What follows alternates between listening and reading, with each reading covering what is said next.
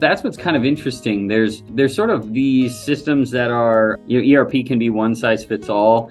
And, a couple of the main players would even say, hey, come to our week-long training on basically how you need to run your product to fit our ERP.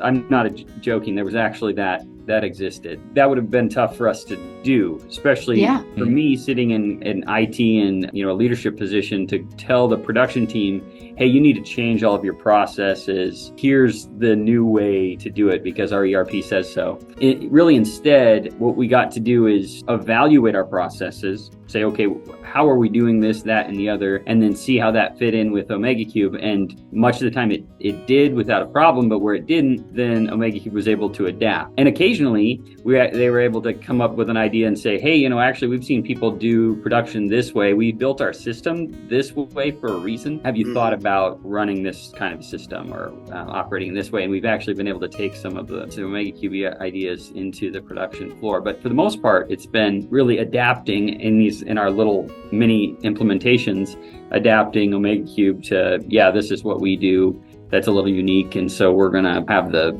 system reflect that. I think that's been really good. OmegaCube is actually tied in with another system that we use. Machine monitoring is a big deal. The machine monitoring system, OmegaCube, was able to connect and basically, so now they're passing information back and forth, which is really, really awesome. We don't even touch the machine monitoring piece anymore, except for just looking at the dashboard, because it's, OmegaCube is pushing information like operator and, what they're running and all of that kind of thing. So that's been a great connection and, integration into a system that we have.